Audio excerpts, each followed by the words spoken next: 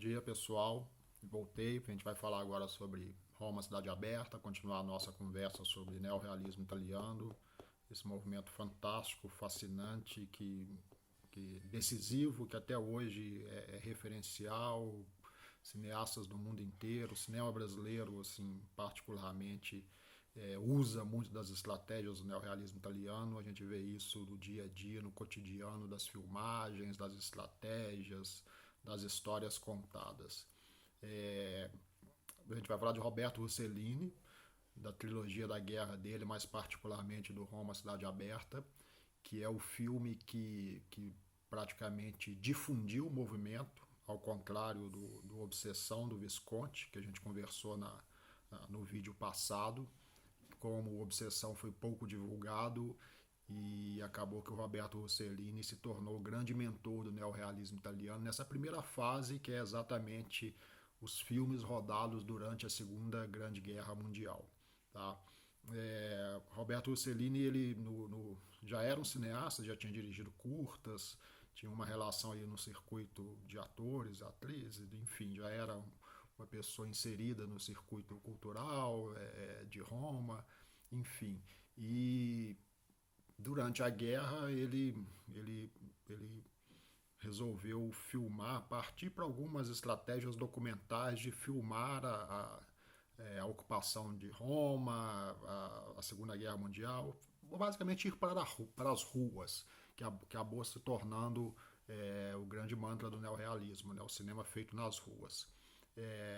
E ele, o Roma, Cidade Aberta, que é o primeiro filme rodado nessa estratégia, foi um filme filmado no estilo documental durante a ocupação, durante a guerra, com câmera documental, com poucos negativos, poucos equipamentos, enfim, com todas as dificuldades inerentes a esse momento ali da Itália, de filmar, e com as dificuldades também da própria estratégia fílmica nas ruas, que a gente sabe que é muito complicado.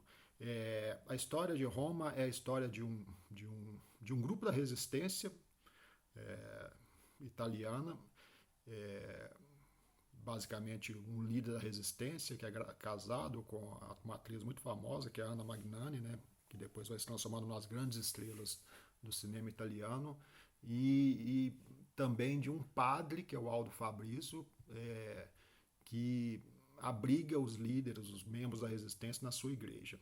Enfim, é uma história ambientada de guerra, de luta contra o nazismo e o fascismo ali na Itália naquele período, ambientado em histórias de pessoas que não seriam aqueles heróis do cotidiano, os heróis soldados, são as pessoas do cotidiano, as pessoas que resolvem combater isso da forma que é possível naquele momento.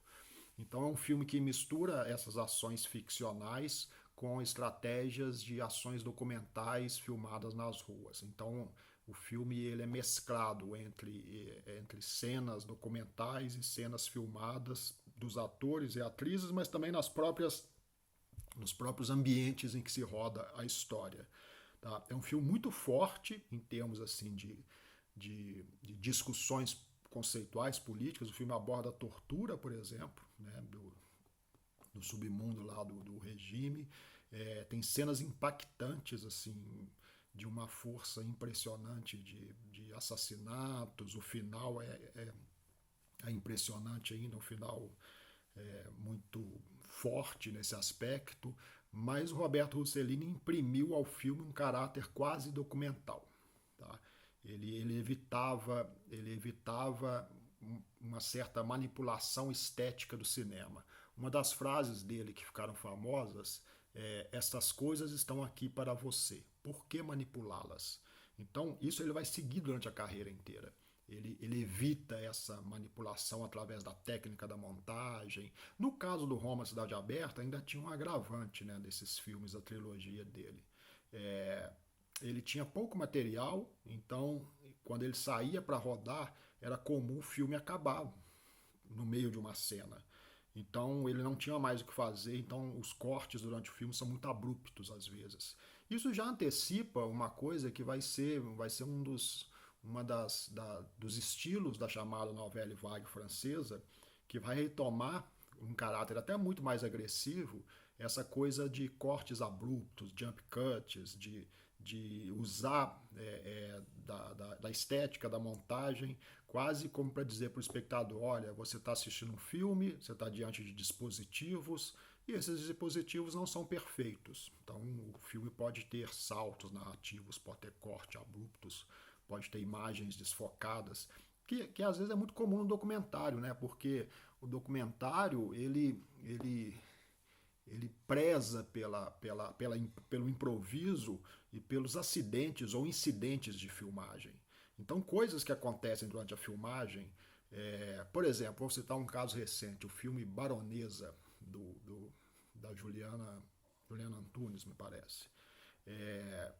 É um filme, uma história de ficção, mas gravada num caráter documental, bem ao estilo neorrealista, ali nos bairros, na periferia, ali no bairro Juliana, Baronesa, aquela região ali de Belo Horizonte. E durante a filmagem, era uma cena do quintal da casa de uma das protagonistas, aconteceu um tiroteio na rua. Um tiroteio na rua de gangues, traficantes, rivais, que se enfrentaram ali proximamente. E nesse momento você ouve os tiros nas filmagens, e as pessoas correndo, o cinegrafista correndo, os protagonistas correndo para dentro de casa. Isso entrou no filme. Isso está lá no filme, da forma como aconteceu. Então, esses acidentes ou incidentes é muito comum no estilo documental você usar no filme. Uma coisa que seria cortada num cinema dito clássico, porque isso inviabiliza uma norma clássica do cinema. O estilo documental que o Roberto Rossellini imprimiu no Roma Cidade Aberta e nos outros 2 filmes, são 3 filmes, Roma Cidade Aberta, Paisá e Alemanha Ano Zero, eles acabam tendo uma repercussão muito forte nesse cinema a partir desse momento. Tá? Então o Rossellini termina o filme com muita dificuldade. São 3 filmes, os 3 filmes que eu falei. Os 3 foram gravados ali entre 1942 e 1945, durante a guerra. Todos 3 com esse caráter documental, de cenas reais, mas todos 3 com histórias ficcionais acontecendo dentro da realidade. Então isso também é importante porque a estética neorrealista, ela usa do documentário, mas não é necessariamente um documentário. Tá? Você assiste como um documentário, porque é o retrato real das ruas, mas tem histórias ficcionais acontecendo ali, e no caso do Roberto Rossellini, ele usa atores profissionais. Tá? A partir lá do final da guerra, outra fase do cinema neorrealista, principalmente do Vittorio De Sica, ele vai trazer, desde protagonistas até figurantes, os atores não profissionais. Mas tanto o Visconti como o Roberto Rossellini, nesse momento, ainda trabalha com os atores profissionais, os protagonistas, e usa nas cenas de figuração, externas, toda a realidade das ruas. Esses 3 filmes foram lançados no final da Segunda Guerra, não foram lançados durante a guerra, no espaço ali entre 45, 47, 48, a chamada trilogia da guerra foi lançada pelo Roberto Rossellini, e a partir daí o impacto desses filmes, principalmente do Roma Cidade Aberta, que diferente da Obsessão, ele circulou o mundo em festivais, ganhou Palma de Ouro em Cannes, enfim, foi exibido nos Estados Unidos, porque já era um outro momento, a guerra tinha acabado. E como a guerra tinha acabado e os aliados venceram a guerra, era um momento de revelar as atrocidades da guerra, evidentemente cometidas pelo grupo do Eixo, pelos nazistas, pelos fascistas que perderam. E esse filme ele se encaixava muito bem nisso, porque além de mostrar a realidade das ruas, ele trazia a luta da resistência que aconteceu em várias cidades da Europa, Varsóvia, Paris, Roma, enfim, essa luta da chamada resistência, que é muito bem colocada até de forma glamourosa no filme Casablanca, né? Um grande épico aí desse chamado esforço de guerra americano. Mas no caso do Rossellini, diferente do Casablanca, que é um filme rodado em estúdio, que é um filme todo com a estética toda, cinema clássico, o Rossellini não, ele inova muito nessa outra questão. Então, os três filmes, mas primeiro Roma, Cidade Aberta, ele tem um impacto muito grande na comunidade cinematográfica. Tá? Por que comunidade cinematográfica?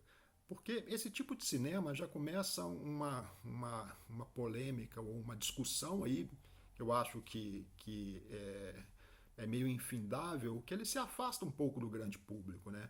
Que se o grande público busca histórias mais escapistas, de entretenimento, mais lúdicas no cinema, e essa chamada estética neorrealista, que vai ser muito importante daí para frente, acaba afastando o grande público. Então, assim, a maioria dos filmes neorrealistas, talvez a exceção de Arroz Amargo, um pouco de Ladrões de Bicicleta, não são sucesso de público. Eles dialogam muito mais com uma comunidade cinematográfica, com os críticos de cinema, com os teóricos e, naturalmente, eles acabam influenciando muito o circuito cinematográfico mundial. O Roberto Rossellini se transformou muito rapidamente numa estrela desse tipo de cinema. Ele foi convidado a dar palestras nos Estados Unidos, a circular o mundo exibindo o filme. Influenciou muitos cineastas a partir daí, exatamente porque, coincidindo com o fim da guerra, era o momento desse tipo de cinema apresentar uma nova proposta, uma nova linguagem, uma nova estética, novas perspectivas e possibilidades que eu falei um pouco no vídeo passado. No caso do Roma Cidade Aberta, mais ainda do que no Obsessão, porque ele apresenta essa coisa da naturalidade fílmica. Filme sem grandes interferências técnicas, estéticas, até mesmo de iluminação, dos chamados planos mais longos, cortes abruptos, enfim, ele apresenta essa possibilidade. Mas também, como no caso do Obsessão, e até mesmo dos filmes seguintes do pós-guerra, como Ladrões de Bicicleta, Arroz Amargo, Humberto D., ele também se aproxima do chamado melodrama. Esses cineastas não... Eles usam de recursos, por exemplo, tem uma cena no Roma Cidade Aberta que é uma das mais impactantes do cinema, que é a morte de uma mulher alvejada nas ruas por soldados alemães, que é muito dramática, né? Filmado de um jeito naturalista, claro, filmado de um jeito muito realista naquele momento, mas que aproxima isso muito daquele impacto dramático que você causa no espectador dentro de possibilidades narrativas daquele momento em que o cinema abre a perspectiva de se aproximar do cinema tradicional, que é levar o espectador num embalo emocional muito forte. Tá? Os três filmes têm essas questões. Os dois mais importantes são Roma Cidade Aberta e o Paisà. Tá? A partir disso, o Roberto Rossellini ele sempre manteve essa pegada mais naturalista, neorrealista, mas se formou principalmente na Itália ali um grupo muito forte de jovens cineastas. Fellini, por exemplo, foi roteirista de Roma Cidade Aberta, Ettore Scola, Antonioni, o Cesare Zavattino, que foi o grande roteirista dessa fase, a Suzy Deck Amico, né, que trabalhou muito com Visconti como roteirista também, vai se juntar um grupo ali que vai assumir essa chamada proposta neorrealista. Novamente a gente vai falar, tá, que não tem um movimento organizado em relação a manifestos do que se deve fazer, do que se não deve fazer, não é isso.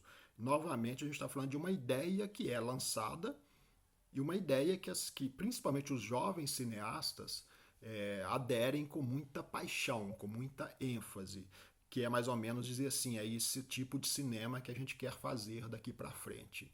E é esse tipo de cinema que o mundo precisa daqui para frente, porque a gente precisa, como diz o Tarkovsky, é dever do cineasta revelar a verdade. A gente precisa dizer a verdade para as pessoas.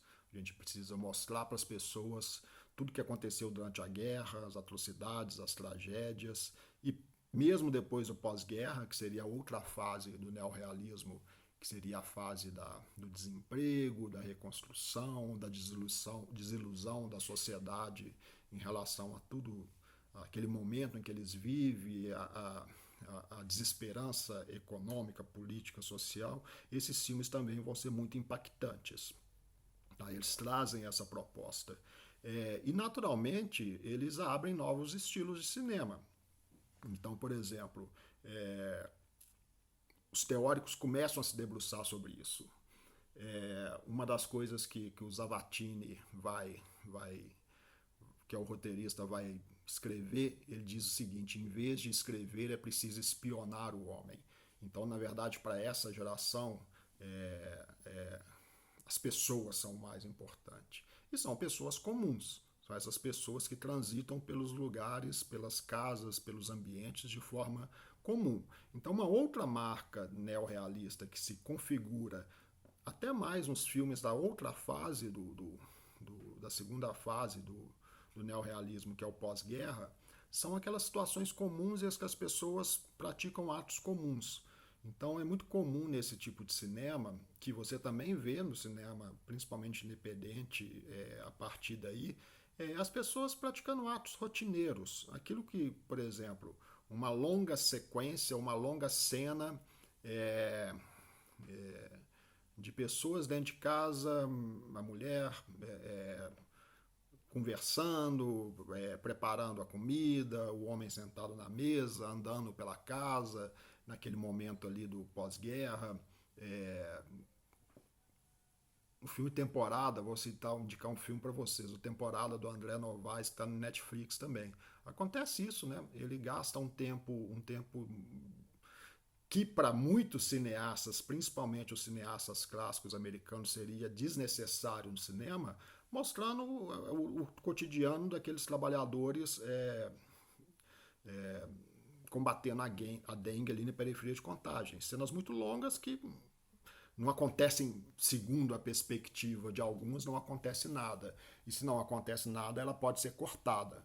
Um outro cineasta que vai fazer isso muito, né, e muito bem, é o Ozu, o cineasta japonês. Ele também deixa a câmera parada dele dentro de um ambiente, acontecendo praticamente nada, que é simplesmente o cotidiano de uma casa. Então, no neorrealismo italiano, isso é uma marca, tá? É uma marca muito forte. Uma outra marca que se configura a partir principalmente da segunda fase, a gente vai falar mais disso na próxima aula, é também a questão de trabalhar com poucos personagens, trabalhar em ambientes concentrados, ambiente e tempo concentrado. Ladrões de Bicicleta, por exemplo, se passa num final de semana, a história toda é um final de semana, basicamente em torno de dois personagens, que é o pai e o filho, procurando a bicicleta que foi roubada. Um tempo narrativo também muito restrito. Você não vê um filme neorrealista em 5, 10, 15 anos de transição temporal. Eles acabam optando por essa questão. Novamente, eu vou frisar para vocês prestarem atenção em grande parte do cinema brasileiro que é feito hoje. Grande parte do cinema brasileiro é feito nessa estética neorrealista. Mas a gente vai conversar sobre isso nas próximas aulas, nos nossos próximos encontros. Eu queria só fazer um resumo do Roberto Rossellini. Ele fez esses 3 filmes, né? Praticamente se transformou num cineasta muito referencial, um dos grandes ídolos, se não o maior ídolo da geração da novela vague francesa dos anos 60.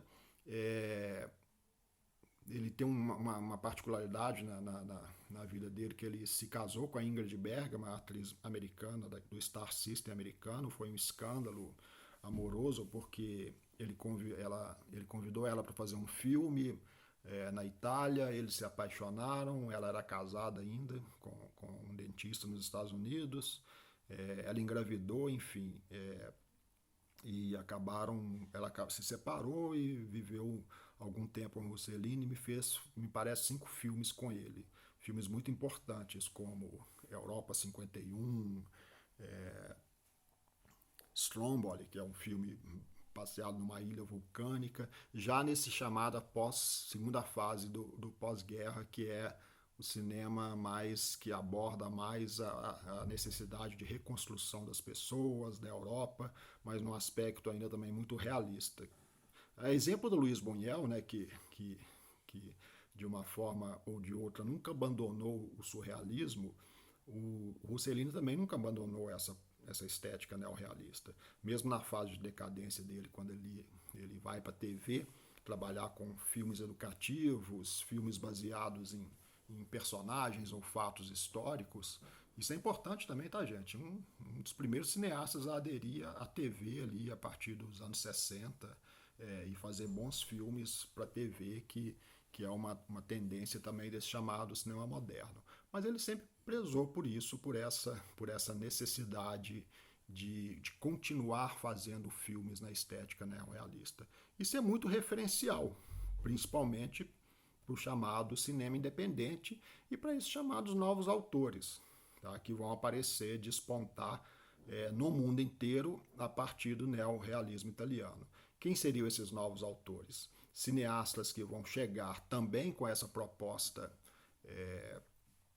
mais pessoal no cinema, não só nas histórias que vão ser contadas, mas no jeito de filmar, e aí vão imprimir estilos de filmagem, de técnicas de filmagem, de narrativas, de acordo com sua proposta, não só narrativa, mas também estética, e que vão se afirmar como grandes autores a partir daí. Ingmar Bergman, Federico Fellini, Antonioni, Pasolini, Andrei Vajda, que também faz filmes ali no meio da Segunda Guerra Mundial, Agnès Varda, ali na partir dos anos 60, enfim, uma série de cineastas que vão, na Europa, assumir essa proposta de um novo cinema, não necessariamente com cada um com uma estética neorrealista. Vou frisar novamente, não existiu um movimento organizado, não existiu um manifesto, ou seja, abriu a possibilidade para que cada cineasta pudesse imprimir nos filmes a partir daí sua marca muito pessoal. E uma marca também voltada para a realidade de uma sociedade que precisa de novos caminhos. Isso também vai ser importante para o cinema americano. No cinema americano é importante citar que durante a Segunda Guerra Mundial tem a história dos 5 grandes diretores, né, que foram para os Estados Unidos. Tem uma série da Netflix que aborda isso muito bem. Filmar documentários sobre a guerra. São eles John Huston, George Stevens, John Ford, William Wyler e Frank Capra. Grandes nomes do cinema clássico americano, que se defrontam ali com a realidade da Segunda Guerra, com toda essa tragédia que a gente está falando, fazem documentários, alguns até misturando o que o Roberto Rossellini faz, né, que são documentários produzidos, como John Huston, por exemplo, que recria um fato histórico porque ele chegou lá, aquilo já tinha acontecido, ele recria aquele fato usando soldados, usando a realidade, numa estética documental. Então é uma recriação a partir de um fato que aconteceu, mas com toda a estética documental que era possível fazer ali na Segunda Guerra Mundial. Naturalmente, quando eles voltam para os Estados Unidos e com o impacto do que eles viram, do que eles fizeram, da estética documental, com Roma, Cidade Aberta, a trilogia da guerra do Rossellini, toda essa possibilidade que se abre, o cinema americano também passa a incorporar essas possibilidades. É uma década muito rica para o chamado cinema americano, porque esses próprios diretores que participaram do esforço de guerra ali durante a cobertura, eles modificam muito o seu estilo de filmar. É uma nova fase na carreira deles e uma nova fase na carreira, na história do cinema americano. São cinemas, os filmes passam a ser menores ou mais baratos, passam a focar mais no drama intimista dos personagens, nos dramas sociais pelos quais eles passam. George Stevens, por exemplo, vai fazer um grande western, que é o Shane, né, onde o mais importante é o drama psicológico do pistoleiro e não a ação em si. John Ford vai rever um pouco a carreira dele nos próprios westerns, com filmes primorosos como Rastros de Ódio. O próprio Frank Capra vai se basear mais no caráter pessoal, social dos filmes. E aí a nova geração de cineastas americanos também vai incorporar essas estratégias. Tá? Enfim, a gente vai conversar na próxima aula sobre principalmente essas influências, um pouco mais sobre isso, sobre Ladrões de Bicicleta, que é um outro filme fundamental na história do cinema e talvez o filme, né, mais querido do neorrealismo italiano, que é um filme belíssimo e tudo mais, ok? Então lá, bacana, gente, até lá.